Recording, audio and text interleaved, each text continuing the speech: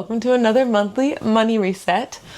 Whew, I'm just taking a deep breath. I didn't film one of these last month and I'm finding myself feeling all the nerves. Like I'm just unnecessarily nervous and giddy right now to be doing this, but it's like a good type of excited nervous. I'm sitting down.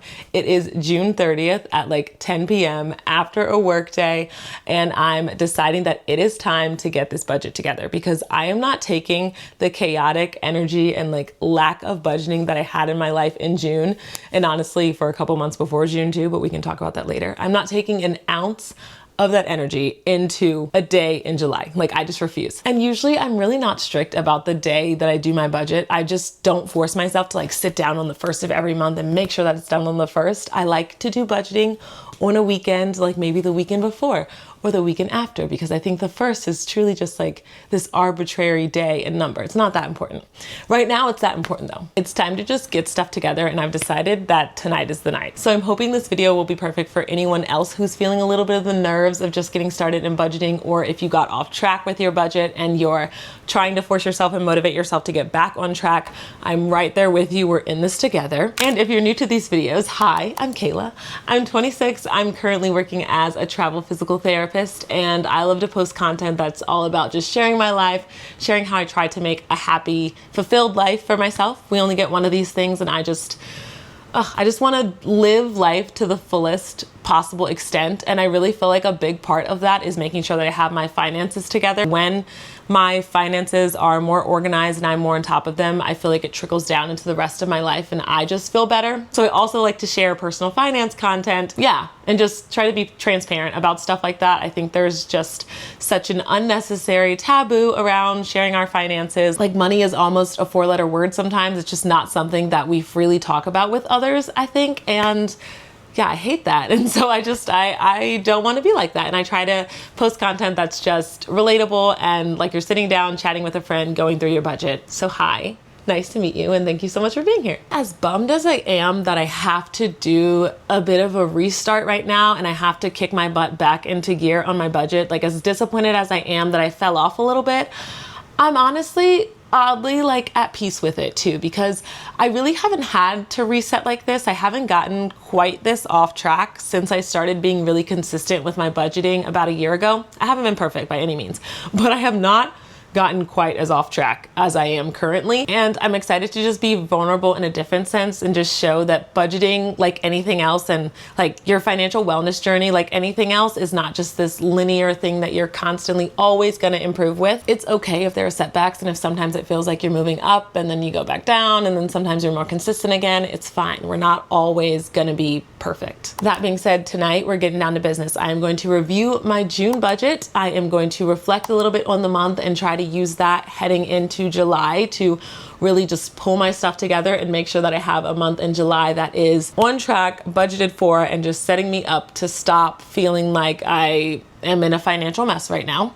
And then of course I will set up my budget for July with you, and yeah, I think that's all of it. I feel like I've lived so many different lives in the past 3 months that I've been off track with this budget. And I also just feel like it's relevant to share how I got here and why I haven't been doing the best job that I can do. So I'm gonna tell you about it. But first I need to move my foot because it is falling asleep. Crisscross applesauce is not made for 26-year-old girls. Okay, how do we get here? I said already that I work as a travel physical therapist. And so what happens with that is I usually take 3 or 4 month contracts. I can choose to extend them or not. Whew, I don't know why I said all that in one breath. Or I can choose to take breaks in between. So I usually take a break of working every 3 or 4 months, but this has been my absolute longest break ever.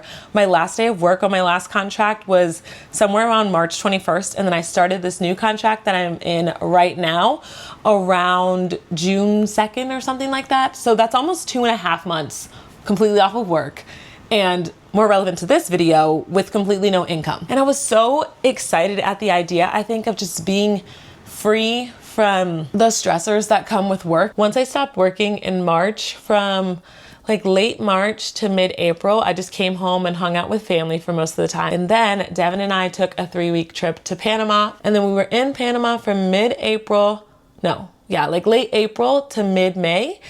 then that is when I was dead broke when I came back home. And in that time, I was honestly mostly carried by Devin's income and him paying for most things. I ended up taking like $650 out of my emergency fund, and most of that $650 just went to like subscriptions, bills.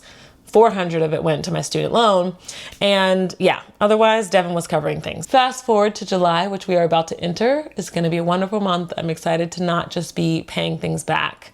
But that is how we got off track. I know for me, at least, once I get off track with my budget, it just becomes such a spiral for me. Like, throughout that time that I just described to you, I knew that the money I had was slowly dwindling, and it was like the less money I knew I had while knowing I still had expenses to pay for, the less I wanted to look at my budget. But then the less I looked at my budget, the less disciplined I was with my spending, and it was making me even more off track, and then again and again with that spiral. And the only way I know to cut the cycle is to just do it. The only reason I have everything in June accounted for is because I just sat down and I decided to enter all my expenses from June into the computer. Before I went into July, I really wanted to have something I could look back on so I could say, as much as it hurts, I want to know what I was doing in June. When I get off track, sometimes I don't know where to get started. Like, it feels weird to just open up a new blank template of a budget. I'm like, okay, where do we go from here? So for me personally, something that is helpful as like finding a starting point is just reviewing the month before. And in order to do that, I needed to track the month before. So I did that so that we can go over it together. You can hold my hand while I do this. So yeah, let's get into this June budget. Alrighty, here is the month of June. I just want to direct your attention to the overview tab right here. I started the month with negative money. In my defense, it wasn't actually negative. Like, I didn't have an overdraft fee or anything like that. It's just that I had some credit card spending in May that I couldn't fully pay off in May. So once I did get money in June, I went back and paid for May, but still accounted for it in May. So that resulted in me having a negative month. Anyways, just like setting the tone for what we're looking at here. Scrolling down to my income, I got paid 3 times this month because I started working like the first month of June, the first week of June, like I said, and then I got paid a week after that. I really wasn't sure what I was going to be making at this new job. Overall, these numbers are just so much smaller than what I'm used to dealing with. And I try to say that not at all sounding ungrateful with the amount of money I'm making, because I know that this is like, I'm still really privileged to have a job that can provide me with this kind of income. It's just that since I started working as a travel physical therapist, usually I get paid weekly, and that income looks something like $2,000 a week. And right now I'm only getting paid $1,500 a week. I did my taxes for the first time ever as a travel physical therapist this year, and I got educated on some things I needed to be doing to not be fraudulent. And one of those things was I needed to go ahead and take a contract that was close to my tax home, which results in all of my money being taxed, which is not typical for a travel physical therapist. For the first week, the reason that income is a little bit higher is because I got reimbursed for some things I had to get for the job. Like, I had to wear business casual, which is a crime, can I say, as a physical therapist. To be forced to wear business casual when dealing with patients feels really diabolical. I think that probably is the best word for it. I ran out and I got clothes, and I thought, if you're gonna force me to wear business casual, the least you can do is pay for it. Check 2 is a 40-hour work week. And that was a whole nother thing with my job. I took this contract, and their definition of a 40-hour work week, I don't know if this is just like a higher productivity standard thing with the East Coast, but at my last job, I could see 25 patients a week, basically 5 patients a day, and that was considered a 40-hour work week. Here, 25 patients is considered a 32-hour work week, which is preposterous. In order to be considered 40 hours here, I've got to see 6 patients a day. I'm not doing that. I'm not. The burnout that comes with 6 patients a day, for me, it's just not something that I'm efficient enough to do yet. So I did that 40-hour work week. I had a discussion with my job, and then I was like, I'm okay doing your definition of a 32-hour work week. So that is what I'm going to be doing moving forward. So my paychecks are going to be looking a lot more like this number. Moving on to expenses. Grocery spending was quite low this month. Honestly, that's just because we ate out so many times, and eating out is 90% Devin's responsibility. So truly that played in my favor. Gas was about $200, which I expect since I'm working in home health physical therapy right now. I'm just doing a lot of like driving back and forth to patients' homes. Health and beauty. Health and beauty is the star of expenses this month. No. No, I always do that. I always have a moment with my computer and I'm like, listen, we need to talk, and I slam it shut and then the screen recording stops. We're not doing that. I'm setting it to the side. But we are still gonna have a moment about health and beauty. So I spent, what's that number? $387 on health and beauty this month. I'd say maybe 50 of that is my typical vitamins and supplements, very normal. And then the rest of it was pretty much my hair. And I wouldn't say that it was just frivolous, careless spending, but I would say that it was probably unnecessary spending. What had happened was I went in to get my hair done, as I do when I finish a contract. That's when I go see my hairstylist. She gave me a trim, but it was like a little bit more than a trim. If you ask me, I feel like I lost half the hair on my head. If you ask her, allegedly, it was just 1.5 inches of hair, which is probably more likely. But I'm just really self-conscious about the hair on my head, and probably overly also about the length of the hair that I have. And I immediately freaked. I told her, as soon as this blowout is over, you're putting a sew-in in my head. And hence what we've got right here. So I got my sew-in, $150. I don't want to talk about it. But from that stemmed so many more expenses. I ended up dyeing my hair the color of the sew-in. It's a temporary dye. The hair for the sew-in was like $180. And so it was just so much money. And sitting and thinking about it now, and just as I've reflected on it a little bit since I've gotten the sew-in, I'm like slightly disappointed with myself, because I feel like all of this spending, like $400 for what? Because I was scared to see my hair a little shorter than normal. I think as women, and as Black women especially, it's so easy to define our worth in our hair, and it can lead to ridiculous things that I just did, like overspending. If you are spending a lot of money on your hair because you want to and you just really enjoy that style, I love that for you. I empower you in that. And I feel the same for myself. Like if I just love it, great. But if it's specifically because I'm hiding my own hair, I feel a little icky about that. So I've already decided that once I get this sewn out, it's just going to be my hair for a little bit. So yeah, that is a long story of my health and beauty spend this month. Social, always love a good spend on social. Love investing in my social health. Spent $20 going to brunch with my friend. Gifts. I really thought that gift spending was going to be so much higher this month because it's Devin's birthday. And then also, oh, it's our anniversary. We celebrated 8 years this month, which is really exciting. We just went out to dinner for our anniversary. We also went to Dave & Buster's. But the cool thing about Dave & Buster's is we had like 1,000 points or like tokens saved up from Dave & Buster's, because we go so much. Like we go an ungodly amount. And so one time when we were going to get some tokens from Dave & Buster's, we were like, why do we keep buying 100 here, 100 there? Let's just get the discount, get the huge pack, and then we'll just like use 100 every time we go. And that resulted in a lot of our anniversary being free. Anyways, doodads. I can say like, pat on the back to myself this month on doodads. As much as I felt like my health and beauty spend was really unnecessary, I didn't spend that much money on just like random stuff for me. Like there wasn't that much just fun money out the window. Really what that $29 is that I got a full outfit for the anniversary dinner. I ended up not even liking the skirt. It was just riding up in an uncomfortable way.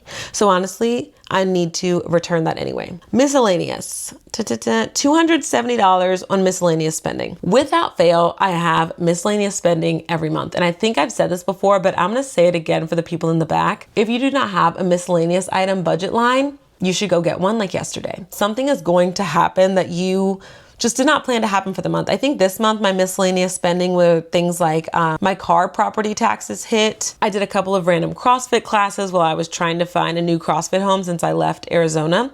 And then also I spent some money going to watch my brother play basketball at his tournaments. But that's just what it was this month. Like this month I had taxes and I went to see my brother. But next month it'll be something else. I promise you, every single month something pops up. And so that's a big tip of mine. Plan for the unexpected in the best way you can by making a miscellaneous budget line. And then finally for expenses, I spent about $200 on travel physical therapy related things, but all of that was reimbursed in that first paycheck. Subscriptions and bills, we have the usual suspects, except of course I am back to paying rent again, but otherwise nothing has changed. Devin does our streaming services, and otherwise I just mooch off of other people. Like we use his family's Netflix, and I have been able to avoid getting a Peacock subscription in the midst of all this Love Island USA, because of course I'm watching. I have so many thoughts and opinions on that I could make an entire video on it, I think. But we are doing our budget right now. So all I will say is that if you love Love Island USA, you should go watch Love Island UK and you will love it a million times better. Anyways,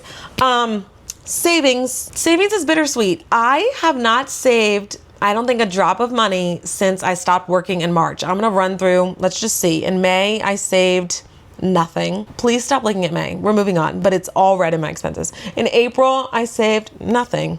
Oh, $18. $18 in April. And then in March I was working, so I saved money, yes. So I've really not saved much money at all since March. So I'm happy to just put something to the side.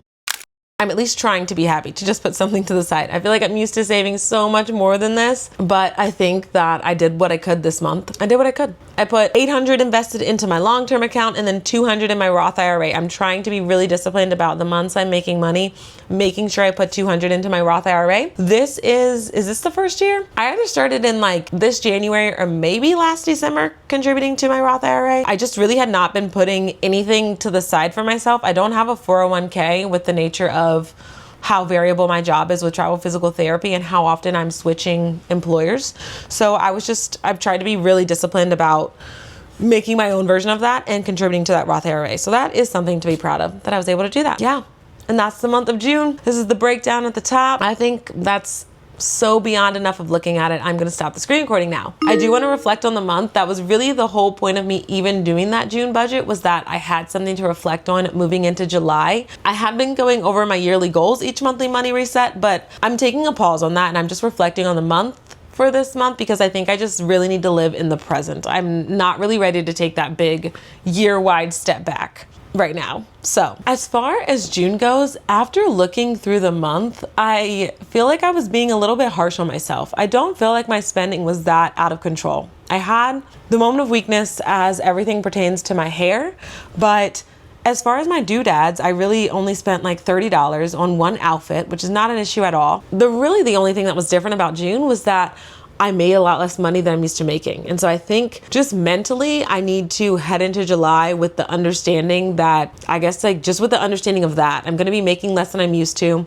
which means I'm gonna be saving less than I'm used to, and I probably need to be a little bit more disciplined expenses wise than I'm used to. So July is gonna pose a good challenge, a challenge that I did not ask for. Like I wouldn't have chosen to make less money, but I think that it'll force me to really cut the fat out of my budget. The things that I don't need to be spending money on, I won't be able to. And then finally, I just wanna save as much as possible as I can in July. And I know I just said that I'm not gonna be saving as much as I'm used to, but as much as I can, I'd like to save and invest because I have been taking out of my savings, I've been not contributing to them, and it just would make me feel so good to start focusing on that again. So those are my thoughts on June moving into July, but this is exciting. I'm finally going to open up my July budget and have some sort of direction heading into this next month. Okay, so for July, I'm starting off with about $400, which is just what I rolled over from June. First thing I'm gonna do is input what I expect to make. That last paycheck from June was, let me scroll.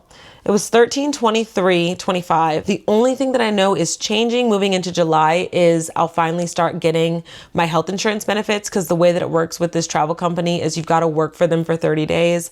Then you start getting the health insurance kicking in. So I'm going to put that I can expect $12.40 each week. Okay, that's income. Moving on to expenses. Groceries, I usually budget $500 or $600. Last month was so low that it's got me feeling, I don't know, probably unnecessarily optimistic, but I'm gonna just budget $500 for groceries. Hopefully I can stick to that. Eating out, I do $50. Gas, I'm gonna say $200. That was like right on the money in June, so I don't see a reason to change that. And then health and beauty is $150. I'm thinking I wanna get this sewn out this month. My hairdresser said I can leave it in for 2 months, but I don't know how. This thing is so itchy. My cousin told me I should probably get some tea tree oil. If you have any other recommendations for how to make your sewing less itchy, please tell me. Because this thing, like I could take it out today, but then I would know that I'd spent $150 putting something in and only having it for 2 weeks. And I just can't let myself do that, but it's definitely coming out this month. $50 for social, maybe $50 for gifts. I don't really know what I could be spending money on gifts wise this month, but sometimes it makes me feel leery when there's like nothing there. So I'll put $50. Whew, I am gonna try to be bold and stick to no more than $100 worth of doodad spending this month, which is It feels like not a lot to me. I usually give myself $250 a month to spend on like fun money. When I say that number out loud, it feels like too much. Like I feel like I don't need to be spending that much each month, but I without fail do. And I bet one of the reasons I do is because I allow myself to, but I just showed myself last month that I can spend $30 on doodads and everything was fine. So I'm gonna say $100. That is the challenge for myself. Miscellaneous, I usually stick to very like consistently is $150. And then travel PT, I'm gonna say $50 because that is about what I'm learning that I'll probably spend monthly on parking garages here. I'm working in Maryland and parking is just non-existent sometimes. So sometimes before I go to see a patient in a facility, I've got to pay money for the parking garage. It's not a real $50 because it's gonna get reimbursed in my paycheck, but when it comes out, I need to have somewhere to put it and I don't wanna feel like I didn't expect for it to come out. So I'm gonna put 50. I already set up my subs and bills. Not too much is changing except for that rent this month is only gonna be $820. CrossFit should be $215, which is so much more than it was in Arizona. In Arizona, I think I was paying like $160. Maryland is just gouging me. I'm not ready to just give up CrossFit completely. I just started doing it in December and I really have loved it since starting. I don't want to just stop doing it. So that's something I'm willing to splurge a little bit on, honestly. If I could say any number under 300, I probably would pay it for CrossFit. Okay, savings. I added all these emojis to my subs and bills and savings to try to make this just more of a fun thing. I feel like the month is gonna feel a little bit deprived with the new adjustment to this income, and somehow the emojis make me feel a little less deprived. It just feels more fun. Okay, so as far as what I have left to spend, I still have $2,500 left to spend, but more just like probably like an even 2,000 because I want to keep about 500 in as a buffer. So I wanna put 500 in my joint account, which is just the account that Devin and I save into together for big things that we know that we have coming up. Like we want to buy a house pretty soon. And then also we're saving for our wedding. Long-term investment. I really want to say 1,000 for that, but then I know that would mean I only have like another 500 to split between everything else.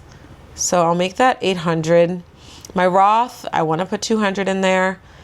Gift sinking fund. Oh, I don't know if I explained this in June, but I drained some sinking funds in June. I took like $650 out of my emergency fund. I had $500 saved up in a gift sinking fund and I used all of that for Devin's birthday party. My time off sinking fund is empty and I used some of my travel PT sinking fund. First of all, I need to come to grips with the fact that I probably won't be able to contribute to all of these things this month, but these are all the ones that I want to have in mind. If by chance I have some sort of an influx of extra money, if by chance I make more than I'm expecting to make, then I know the sinking funds that I might want to contribute more to. But these are in order of the ones I think are most important to replenish. Other than like emergency fund is probably above gift sinking fund, but that's fine. I'll do 200 back into my gift sinking fund. It is a priority to me to re-up that because I am determined to not be feeling like I'm draining my bank account this year on Christmas. Like I want to feel like I already have something saved for it. So I want to buff that back up as soon as possible. My emergency fund, I said I took like $650 out. So maybe, all that's left is 300. So I'll just say I'm going to put 300 back in my emergency fund. But that would put me halfway back to replenishing my emergency fund. And really, I feel pretty stable in life right now. And my fund right now is probably sitting somewhere around $7,000, I think it is. So what's more important to me is that I invest in my long-term account. So I'm actually gonna switch that back to 1,000 and then I'm gonna change emergency fund to 100. And then that's 2,000 going to savings, 500 left to spend. Okay, there it is. July is fully set up.